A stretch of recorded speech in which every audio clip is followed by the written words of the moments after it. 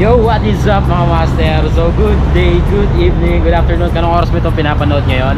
So meron tayong kasama si Master EJ Hernandez from San Pedro, Laguna ba yan mga master? So dito kami nag-meet up sa Pasay, Malibay, sa Mercury Malibay, nasa likod namin. Ayan mga master, biglaan, sobrang biglaan mga master. So duo rides kami. So ang biyaheng bike namin for today's biyahe, for tonight's biyahe, saan tayo pumunta master? Baguio! Alright, Baguio! So believe it or not, oras lang ang pagitan bago namin napagdesisyonan na mag-Baguio. Mabang kwento, pero bago yon, dadasal muna kami bago kami mag-ride out. Alright, so pray muna tayo master. Father, Son, Holy Spirit. Panginoon, maraming salamat sa panibagong pagkakataon na binigay niyo po sa amin. Ingatan niyo po kami nawa sa aming paglalakbay papuntang Baguio. Ilayo niyo po kami sa kapahamakan, sa aberya, at bigyan niyo po kami ng lakas ng pangangatawan at talas ng kaisipan. Maraming salamat Panginoon. In Jesus name, amen. So, ayun mga master, time check 8:29. So, 8:30 mag-ride out na kami as per itinerary. So, kita tayo sa daan mga master. At nandito na nga kami sa EDSA Monumento mga master. Bali sa EDSA TAF kami dumaan at binaybay lang namin ang linya ng LRT hanggang makarating kami dito. Medyo mahirap bago makarating dito dahil sobrang traffic mga master. Oh, yan! Pagpasok naman namin dito sa MacArthur Highway sa may Malabon hanggang sa may Valenzuela mga master ay wala na masyadong traffic. Pagdating naman namin sa may Kawayan, Bulacan at hanggang sa Marilao, Bulacan mga master ay moderate traffic na lang din. Pero hindi pa rin kami makapagtrangkuhan ng maayos dahil maraming malalaking sasakyan mga master. At isa pa doon, ang isang sagabal sa aming pagpadjak ay ang mga alikabok dahil sa mga malalaking sasakyan na dumadaan. Pagdating naman sa Bukawi, wala na masyadong traffic mga master. Dire-diretso na ito hanggang sa makarating kami sa Balagtas, Bulacan mga master. Balagtas, Bulacan. Durot Mandi. Hindi, out of the way yun. Last na tao. Marami, malayo pa. Hindi sa Bulacan. Oo. Anong ano na? Giginto, Malolos, Kalumpit, bago magpampanga.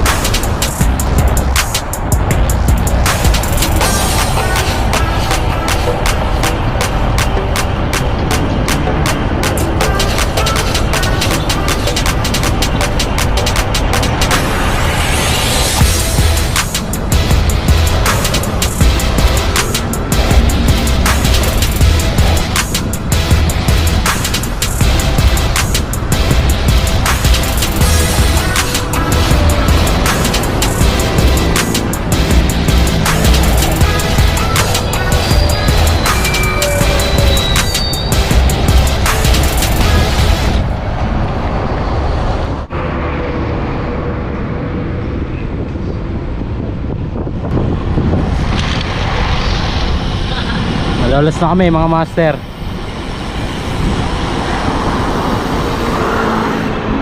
Ano, kamusta? Lapit na. Lapit na Balaspag. Nakaka 50 kilometers pa lang ako. Pero si Master 80 na. EJ 80 kasi plus 30 siya eh. Galing pa siya ng San Pedro, Laguna.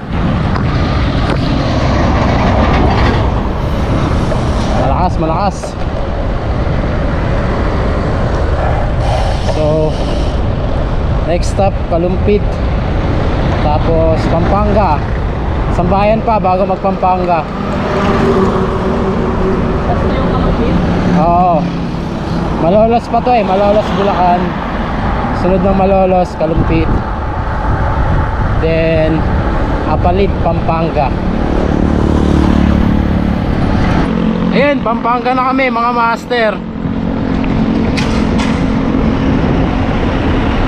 Ayun, magpapahinga lang kami saglit. Dahil medyo malayo-layo na. Ayun, may karinderya master. Ayan. Oo. Picture lang tayo dito saglit, mabilisan. Pampanga. Kapalit na kami mga master. So ayun mga master, first break namin ngayon. Nandito kami ngayon sa tapat ng Arco ng Pampanga. Ayan. Ayan yung Arco. So nakaka 58 kilometers pa lang ako. Ito si Master EJ 88 kilometers dahil galing pa yan ng San Pedro, Laguna. Solid. So ayun, kain muna kami mga master. Luis na eh. Kain po. Kain.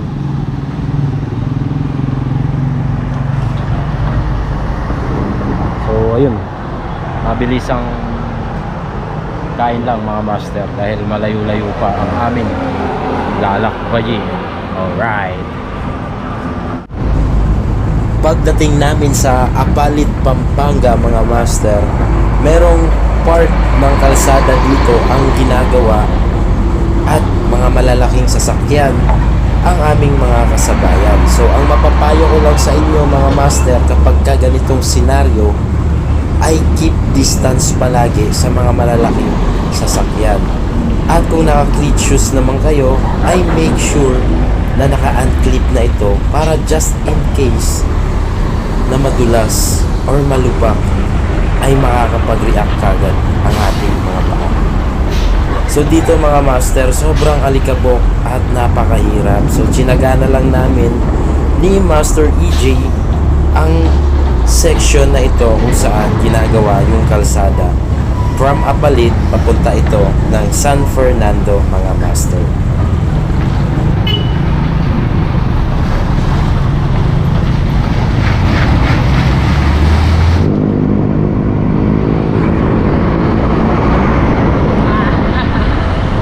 San Fernando.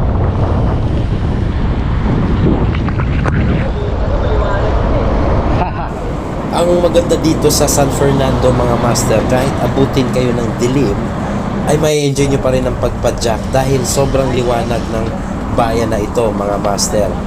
At sa pa, maganda ang kanilang bike lane dito. Ito yung bike lane na papunta sa Angeles mga master. Sobrang solid, sana merong ganito kagandang bike lane na hiwalay sa main road. Yan, kung makikita nyo mga master, all good sa aming padyakan. Hanggang sa makarating kami dito sa Arco ng Angeles, Pampanga.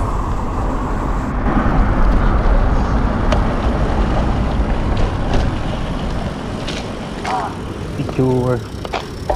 Ano, alas na ko? Di pa. Dalawa pa?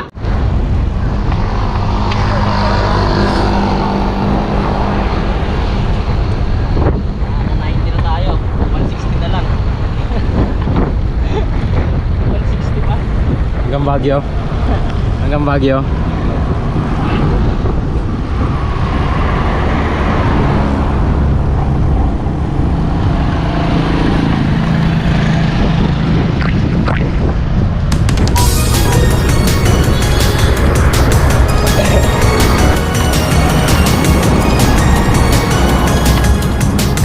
Casino Pilipino. Would you even be if it's so anyway? Would you spend your time with me, building a life every day? I could be everything you wanted, I don't mind. Solid. Maliwanag sa Angeles City. I want you to tell me every time. Sa Tarlac, What is sobrang dilim. gold? I wish I know Oo. this road isn't the easiest. I wanna know Wala na masyadong kabayanan dun. in your mind when you're standing by my side. We could be easily anywhere in the world this time. We could be anything we ever want. 'Cause why would we Mabalakas even na. not wanna even try? Mabalakas na. When this world is everything we wanted, why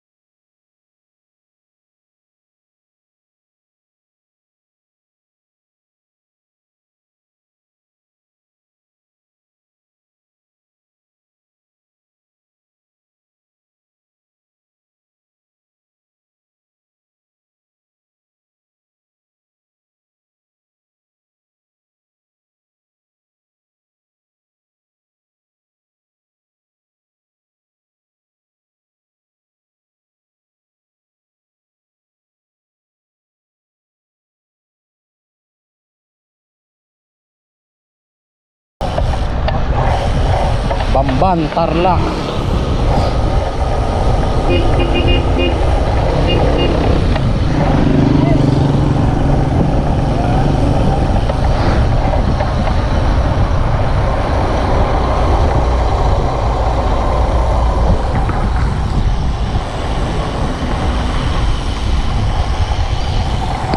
Ayan na, madilim na. Oh, maganda, maganda. Bali from Bamban Bridge mga master, dumaan kami ng Capas, Tarlac, tapos sa Tarlac City. Bali hindi na ako nakapag-video dito mga master dahil madilim. Dumaan din kami sa Hirona, Tarlac, at sa Paniki, Tarlac. Merong arko dito mga master. Nag-picture lang kami saglit. Tapos diretso na ng Moncada, Tarlac mga master. Tapos sa may San Manuel, Tarlac, hanggang sa makarating kami sa Pangasinan Regional Boundary. Wala na kaming stopover neto. Dire-diretso lang ang aming biyahe. Bali ito yung summary ng aming rides. From Pasay to Bulacan ay 25 kilometers. Bulacan to Pampanga 34 kilometers. Pampanga to Tarlac naman mga master ay 49 kilometers. At ang pinakamahaba ay ang Tarlac to Pangasinan na merong 72 kilometers. Pangasinan to La Union ay 43 kilometers naman mga master. Bali itong ride namin pala na ito mga master ay kakagaling ko lang sa trabaho. 7 PM ako nag-out. Muwi lang ako sa amin para maligo, magbihis, kumain at rekta ride out na mga master. Bali wala pa kaming tulog neto. At dito na nga kami inabutan ng liwanag sa Villasis, Pangasinan mga master.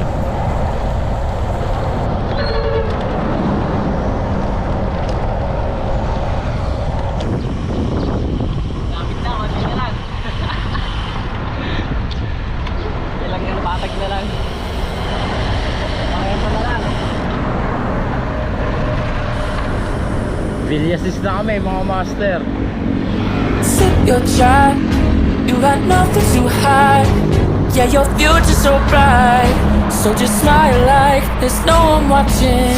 Early morning on a Saturday, wake up, time to get it started. No one's gonna get in your way, no one's gonna leave you broken hearted. You don't need nobody else. Everyone knows you're doing well, so well, yeah. Not a worry in the world, you ain't scared of nothing. You a boss kind of girl, you got all you wanted. Earned yourself a quick break in the morning. If someone tells you otherwise, give 'em warning. Don't let yourself be restrained. Own yourself and just walk away. Away, yeah, yeah. Just one look in your eyes and I know I found who. Okay, no Hans. Video mo hindi mo eh. Ha? Video mo hindi mo record. Di ko maabot yung ano eh. Di ko maabot yung power on eh. You got something that inspires everyone. You got that vision. You got something that everyone is craving. I'm just wishing I can be with you. I feel like I need you in my arms. Something about the way you look. Sakit na kamay mo? Naku mo! Masakit na yung palad si master. Masakit na yung palad.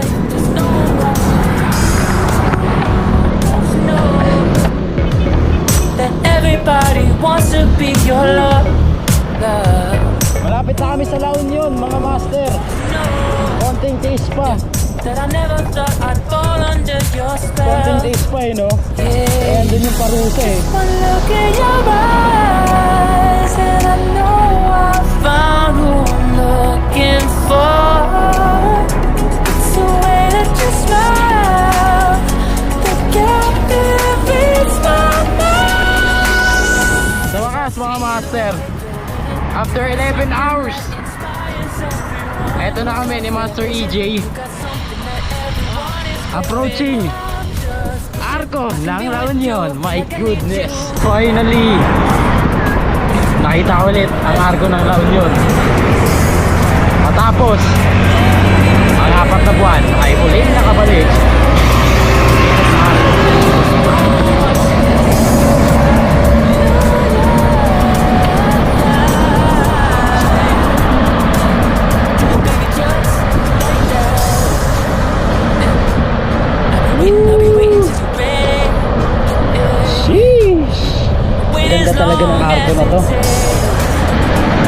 makes it special is yung layo ng pinadjak mo para lang makita to.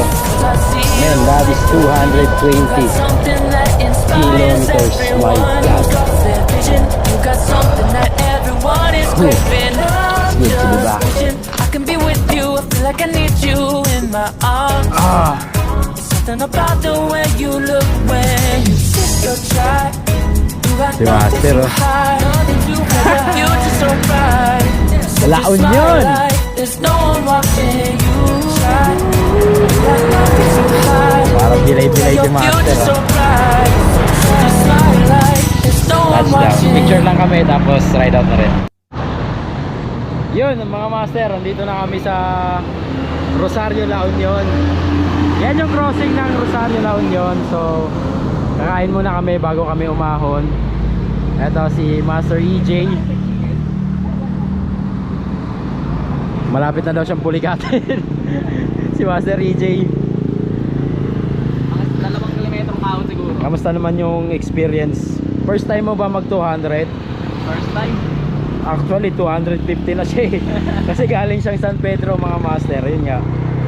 Ako is 220. Ayan, from Pasay. Tapos plus 30 kasi siya eh. Ayan, so almost 30 hours na siyang gising. Walang iya. Ito yung rides na biglaan, sobra as in. So supposedly ride ko ngayon dapat sa Mauban, Quezon. So na-miss ko na rin mag Baguio kasi kaya umagri ako sa yaya niya kasi dream ride niya yon at matagal na rin akong hindi nakakapunta. So perfect opportunity para makabalik ulit sa ahon ng Marcos Highway. So ayun, good luck sa aming dalawa, good luck sa amin, good luck. So kakain muna kami.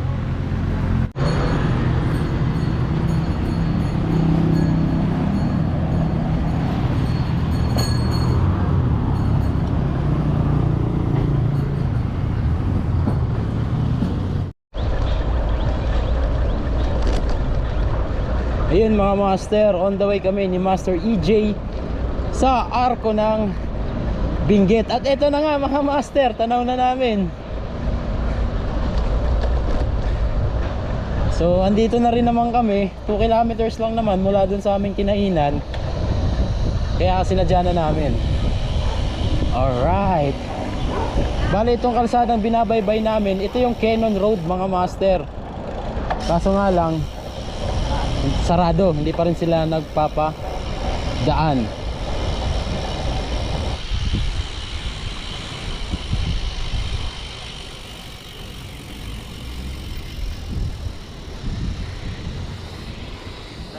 Welcome to Benguet Province. Picture lang.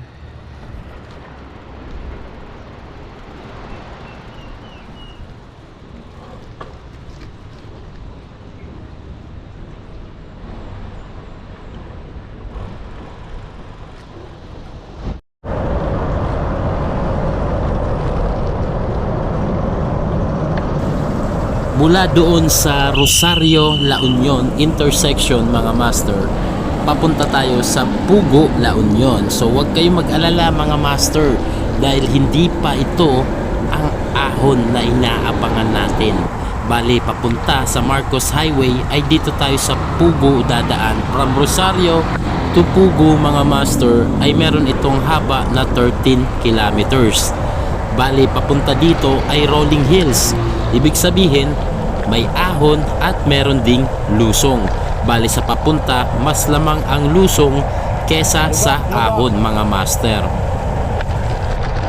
Kung sakaling magawi kayo dito mga master ay medyo kailangan nyo ng iba yung pag-iingat dahil yung kalsada dito mga master ay medyo bako-bako at may mga lubak. So ingat-ingat na lang mga master.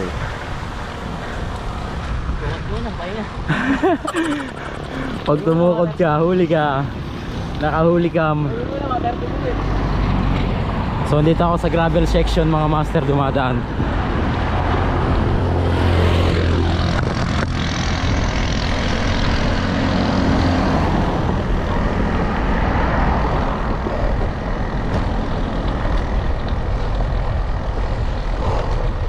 Buti dito, kahit mainit, malilim.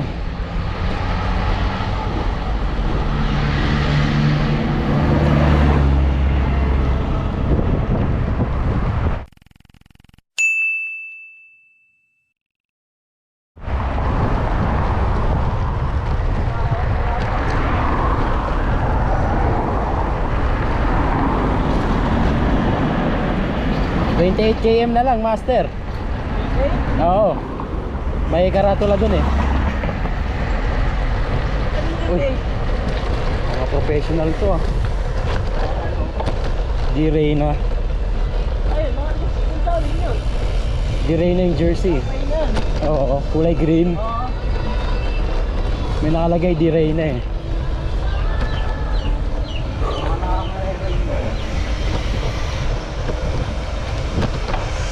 Picture tayo sa malaking rotary. Kunwari no, para makapagpahinga. Magpapahinga lang pala. Ayos na yan.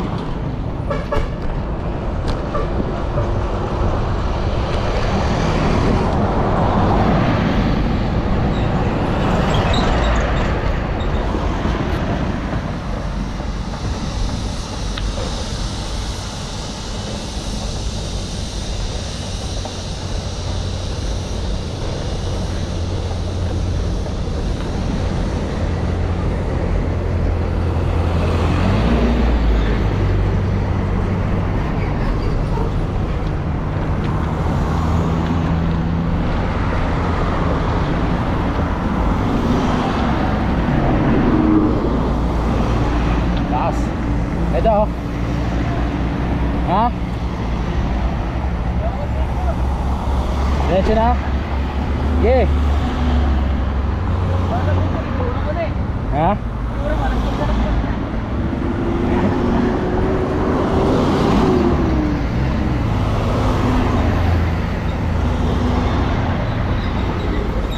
Bali from Pugo intersection mga master hanggang sa tuktok ng Marcos Highway climb, meron itong haba na 30 kilometers mga master.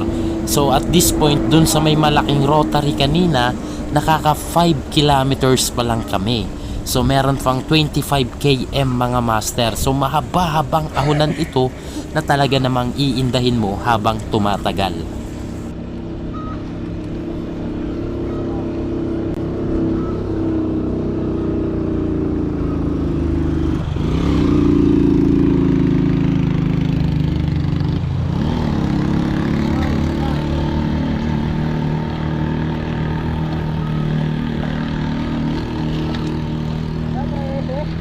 Torse.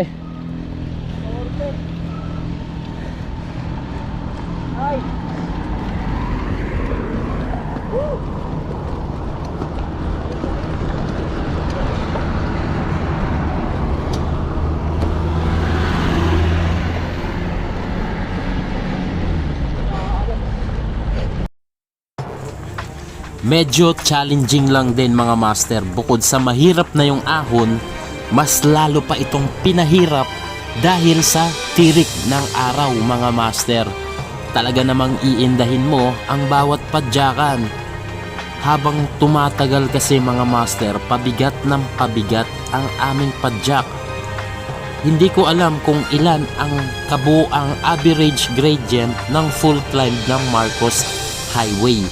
Pero ang banayad niya mga master ay naglalaro sa 6 to 8% gradient at yung mga matatarik naman ay umaabot ng 14% gradient mga master. Lalong lalo na sa mga siko na talaga namang nagpapahirap sa aming dalawa mga master. Dito naman mga master, yung facing namin sa pag-akyat ay tamang-tama lang, tamang 5 kph lang. Shoutout nga pala sa dalawang magkaduo rin na ito mga master. Nakangiti pa sila dyan. Bali, nakita na lang namin sila nung nasa kalagitnaan na kami ng Marcos Highway climb. Sumakay na sila ng jeep. So wala namang masama doon. Ang importante makarating sa pupuntahan ng ligtas. Bali, self-satisfaction na lang, self-achievement kapag naahon mo itong Marcos Highway Climb nang hindi gumagamit ng pinagbabawal na teknik. Although hindi naman talaga siya totally na pinagbabawal dahil wala namang batas na nagsasabi na bawal kang sumakay ng sasakyan kasama ang iyong bisikleta. At isa pang nagpapahirap pala sa ahon dito sa Marcos Highway Climb, mga master, ay itong mga kasabayan mong naglalakihang mga sasakyan kagaya netong kasabayan natin, mga master. So at this point, mga master, below 5 kph na lang ang takbo ko at nandito nga kami sa gravel section ng kalsada. Yan, hindi lang siya halata, mga master, pero sa totoong buhay matagtag yan. Gamit ko nga palang bike dito ay gravel bike. So fast forward natin, mga master, halos kasabayan lang namin itong malaking sasakyan na ito. So yung kasama ko, si Master EJ, ay nag-breakaway na dahil nga nag-aalangan yung malaking truck sa kanya. So para hindi niya maabala yung malaking truck, ay nag-breakaway na siya, mga master.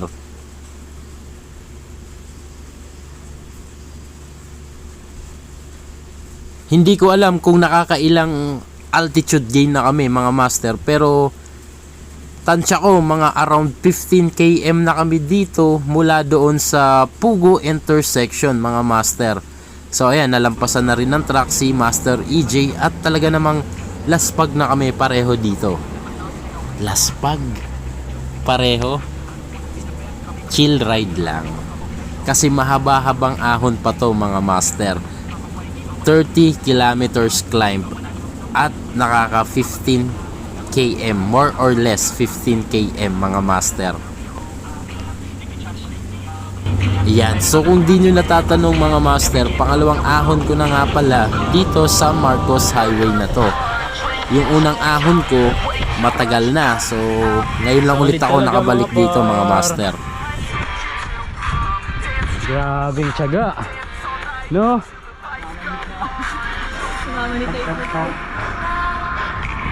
Alright.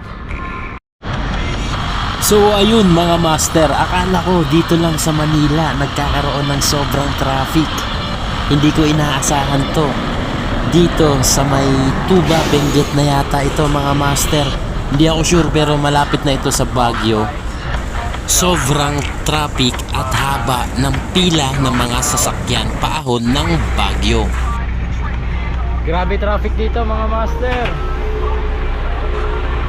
Napakahaba. Mga nasa unahan, hindi ko na na-videohan. Sobrang traffic. Bakit ng Baguio? Via Marcos Highway.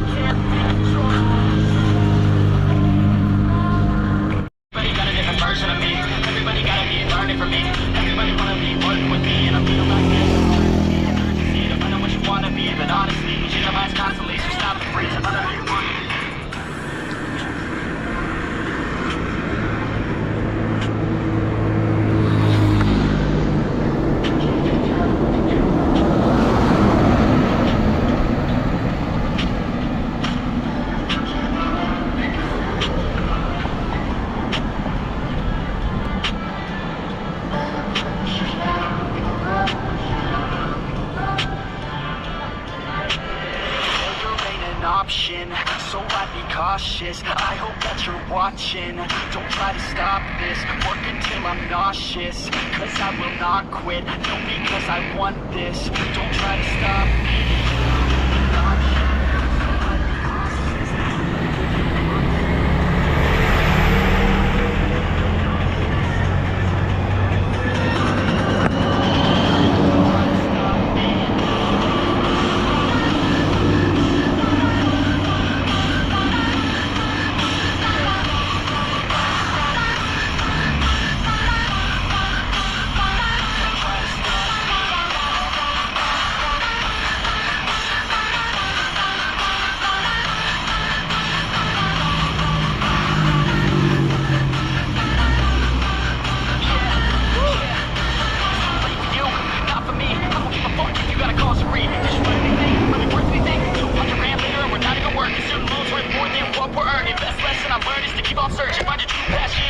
to work and better take action or you end up serving. Yeah, that's a fact. So you better clean up your act. So you better raise up a sack and tell the world that you suck on that. Don't come back. Bali itong lusong na ito mga master ay hindi siya gaanong kahabaan. Siguro tansya ko mga 400 meters lang itong lusong na ito mga master. At pagkatapos nito ay tuloy-tuloy na ahon na naman. Kung napapansin nyo mga master, pati yung ulap ay unti-unti na ring umiitim. Ibig sabihin, malapit nang umulan. Yan, pagbaba ng lusong na ito mga master ay isa na namang mahabang ahonan. So wala kang ibang gagawin kapag ka dito ka dumaan sa Marcos Highway papuntang Baguio, kundi umahon maghapon. Literal na inabutan kami ng maghapon dito dahil sobrang hirap talaga mga master. At eto na nga, inabutan pa kami ng ulan, bali nagpatila kami saglit at nung wala ng ulan, yan, pumadyak na rin kami kaagad mga master. Sinafety ko lang ang aking cellphone at iba ko pang mga gamit na hindi mababasa. Lalong lalo na yung dala natin na cash money.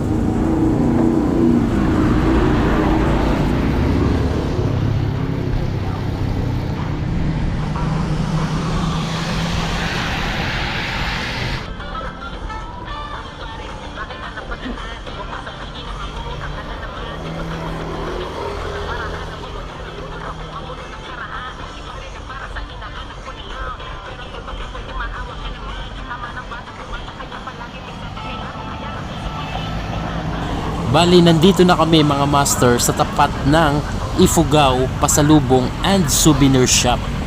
From Pugo intersection hanggang dito mga master ay nakaka 23 km na kami. So ibig sabihin 7 kilometers na lang ay nasa tuktok na kami ng ahon na to mga master. At ito yung signage ng I Love Tubab mga master. Pag nakita nyo yan, ibig sabihin malapit na kayo sa Marcos Highway Tunnel. At lusong na yon mga master. Doon pa tayo master, o tingala ka. Oo.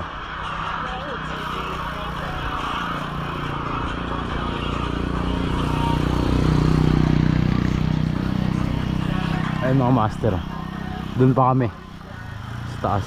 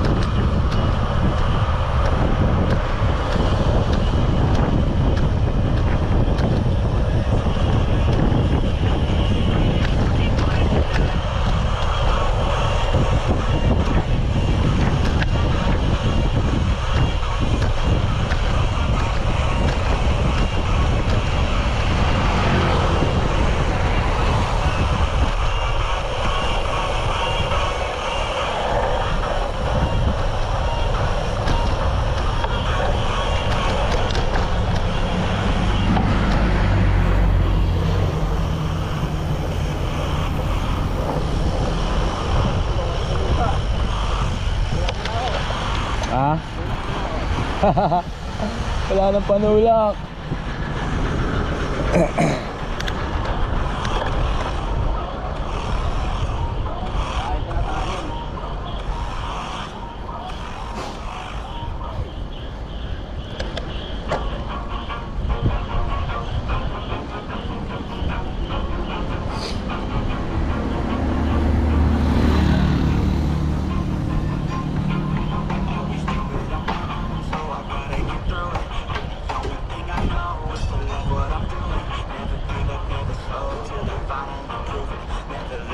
Wala pa yan. May nakikita ka pa eh.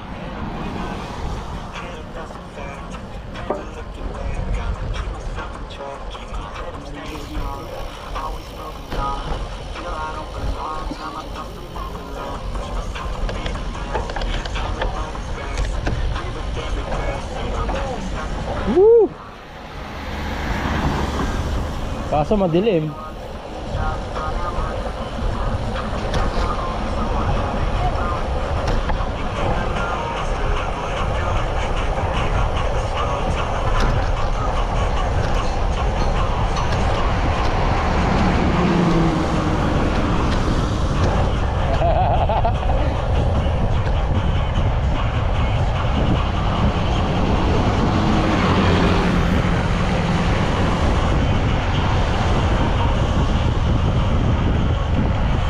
Hala, master! Ingat!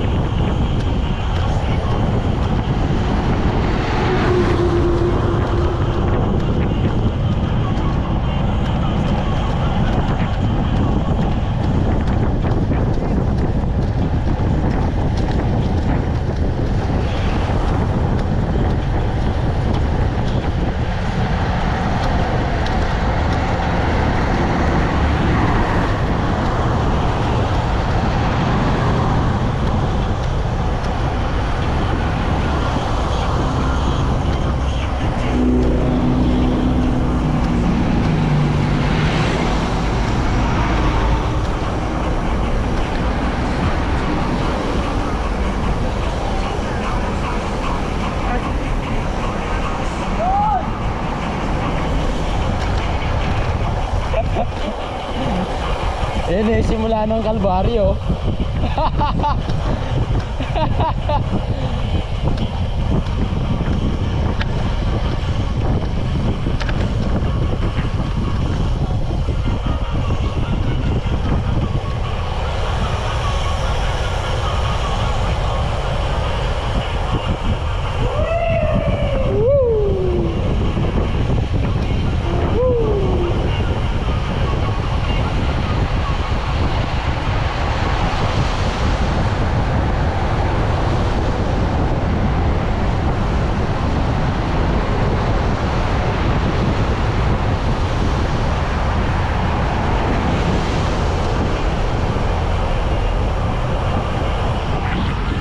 Grabe yung hamog.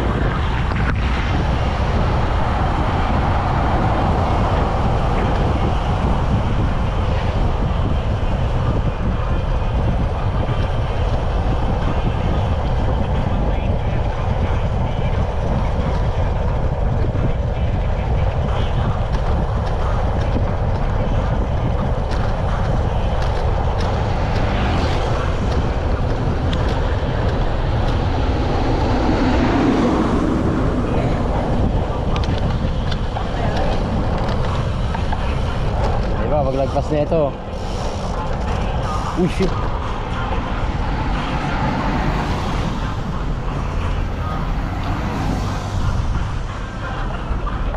Kasya tong ilaw ko sa'yo. Ilagay mo. Ha?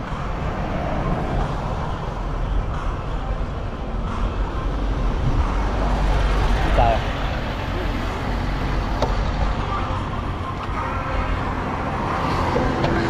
Oh. Ano ka? Hindi, likod naman ako eh. May ilaw ako sa likod.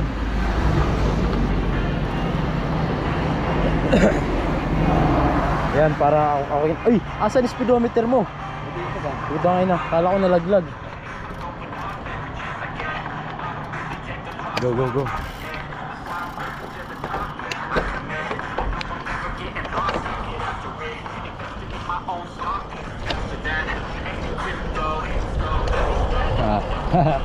Paano makita? Ang ganda pa naman ng view dyan. Oo, dyan. Wala na makita dito mga master, oh.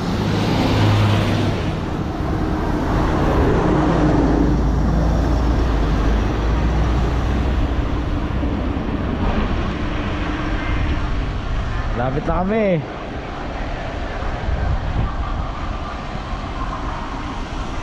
Ay guys.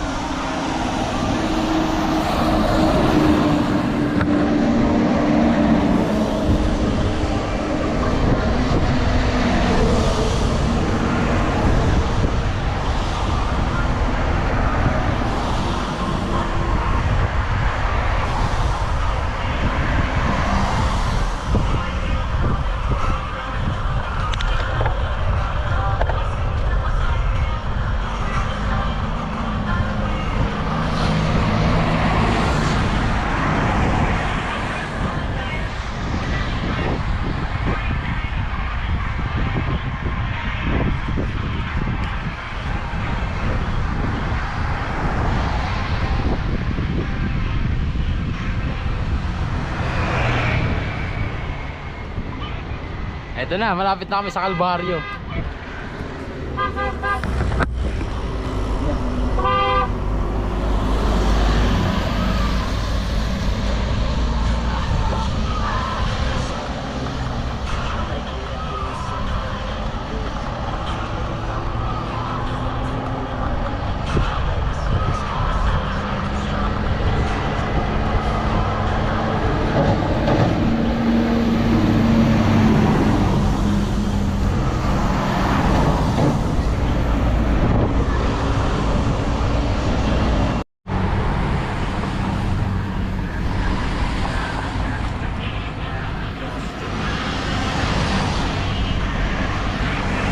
Ito na yung pinakamahirap na part dito sa Baguio.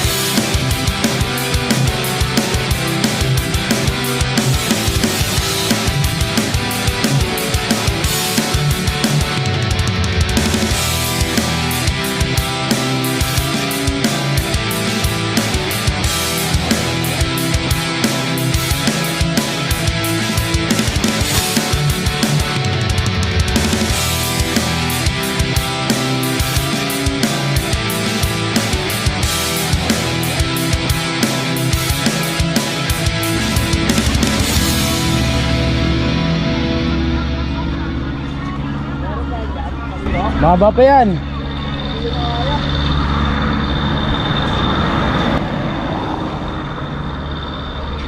Nakaka 1 kilometer pa lang tayo.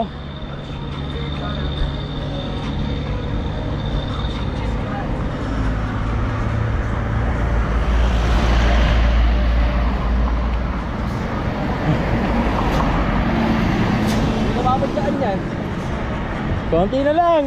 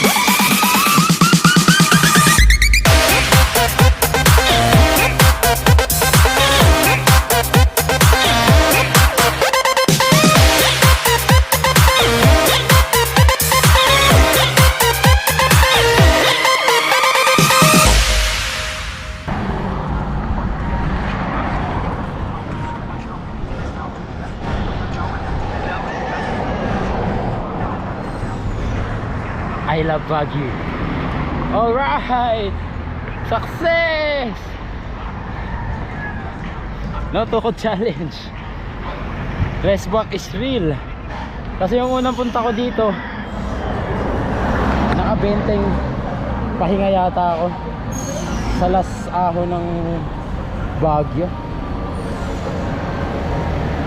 Finally, recovery. My God.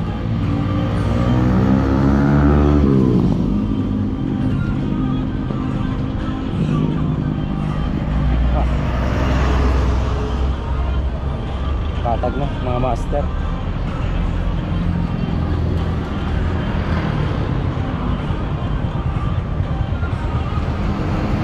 At dito na nga nagtatapos ang ating segment. So yun mga master, Turn right onto Balasibag Feeder Road, Western Link Circumferential Road. ito tayo ng Continue on Western Link Lions Head. Circumferential Road for 5 kilometers. Bali dito kami dumaan mga master papunta ng Lions Head. Meron itong layo na 9 kilometers. So hindi namin in-expect na marami pa rin palang ahon papunta sa Lions Head. So budol nga naman talaga mga master. Kasi ang inasahan ko ay puro lusong na. Pero hindi namin inasahan na marami rin palang ahon dito mga master. So konting tiyaga na lang at mararating na natin ang Lions Head.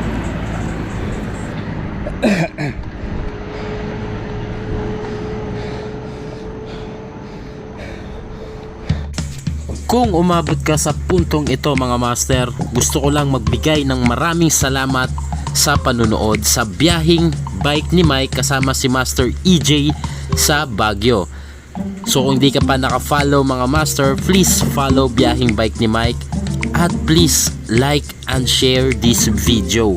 At i-comment mo na rin kung anong masasabi mo sa one shot ride na ginawa namin. So maraming salamat po. Shout out sa Delta Appliances, sa SPN Cycle PH at sa Halo Halo Bikers. Maraming salamat mga master.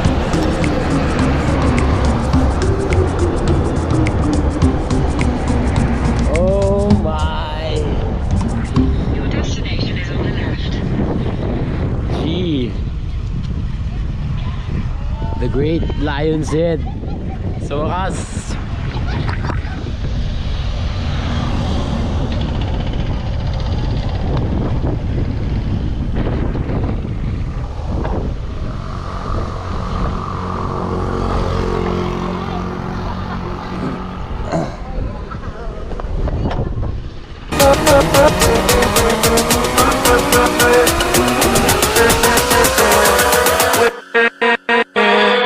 With